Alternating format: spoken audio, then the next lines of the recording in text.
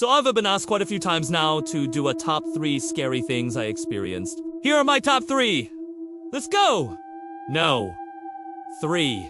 I went to see The Silence of the Lambs alone. Now, my friend bailed on me last minute, so I gotta go see it by myself. It was sold out.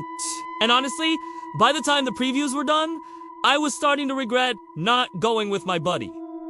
But whatever. So I sit down, lights dim, movie starts. This guy in front of me starts coughing like a maniac. And yes, I know they don't make those cough drops anymore, but come on, dude, you gotta be considerate. So about 5 minutes into the movie, the coughing stops and everything's going well. Until about 20 minutes later, I start hearing these grunts coming from the person in front of me. I think to myself, wow, this guy's really asleep?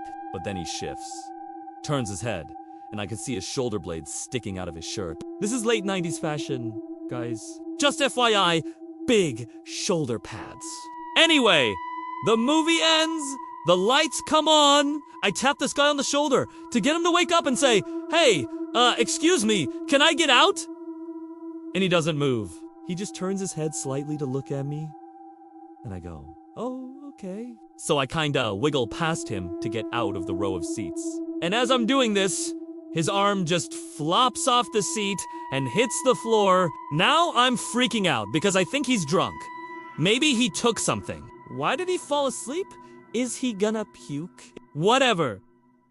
I get past this guy and hurry up and get out of the theater. And as I'm walking down the stairs, I hear this loud thud and I turn around to see what it was. And this guy has completely slumped forward onto the seat with his mouth open. So I flag down a cop and tell him to come check this guy out. And I guess they must have been expecting it, or maybe they saw some other things that I did on it because they just casually walk over, take one look at the guy and are like, yeah. They cordoned off the area, and eventually the whole place got evicted. Turns out he'd sat through 2 showings before anybody noticed. And according to the cops, the sounds he was making were actually gas escaping during decomposition. Yeah, I sat next to a dead body for almost 3 hours. So that's gross, but also not that scary.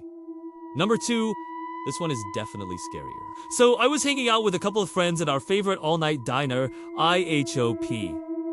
And it was around 1 a.m. This couple walks in with their 2 dogs, which is fine because they have a patio where you can sit outside with your dog. These 2 guys are all, woohoo, drinks up, slaps the table. And then the waitress comes over and she's all, sorry, we can't serve your dogs inside.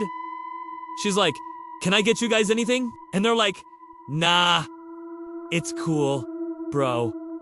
Let's get out of here. As they're walking out, this woman looks like she wants to fight them.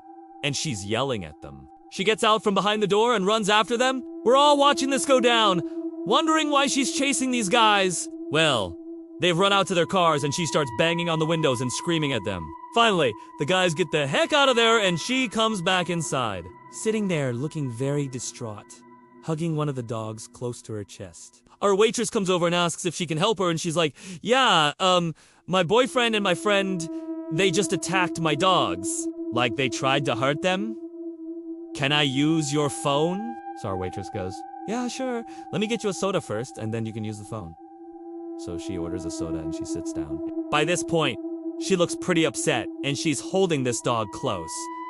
And I mean, I'm curious, but I didn't want to be rude. So I kind of turned to my friends and asked them what they think happened.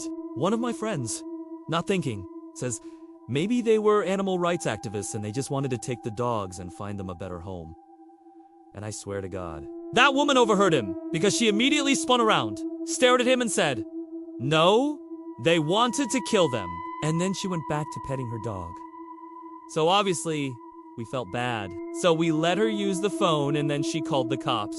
Cops showed up and they took her statement, but as far as I know, nothing ever came of it. And poor lady and her dogs left feeling pretty defeated. We all watched her leave. And then, about an hour later, a guy runs in, slams the door behind him, and he's yelling and looking around like crazy. And he starts asking the waitress if she's seen a woman.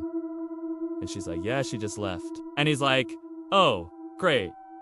Thank God. And then he lets out this huge sigh and he sits down in a booth. My friend leans over and whispers to me, dude, that was probably the guy who was trying to hurt the dogs. And I'm like, yeah, I know.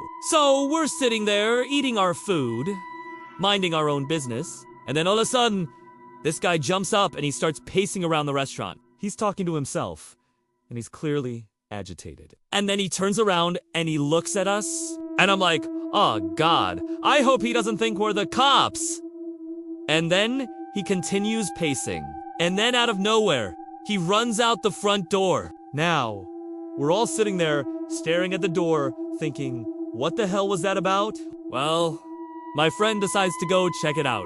He opens the door and he looks around and he's like, nope, I don't see anybody.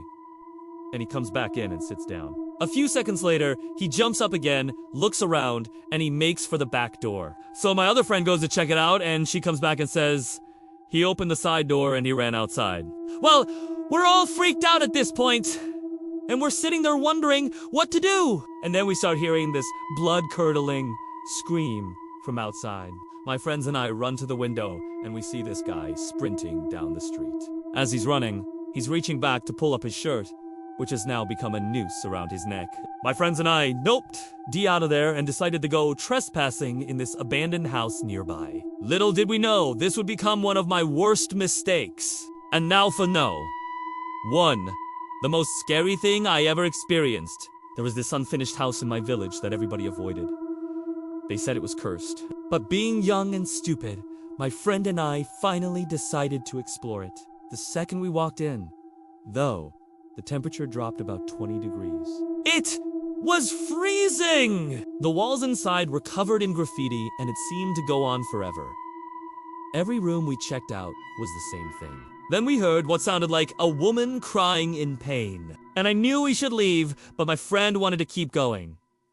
Then we saw it. In the last room was an old one-eyed doll sitting on a rocking chair. And the rocking chair was moving by itself. And then the phone in my pocket started ringing. It was an unknown number with no caller ID. I didn't answer, but it kept on ringing. And then we heard that long, inhuman sigh again. But it seemed to be coming from the walls themselves.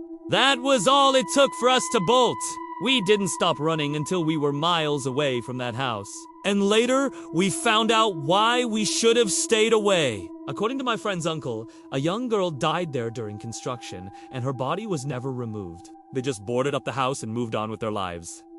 Now, some say her spirit is still stuck there. And to this day, I never go anywhere near that place. Thank you so much for watching. If you liked the video, please hit the thumbs up button below and subscribe if you want to see more videos like this. You're amazing! Thanks! Bye!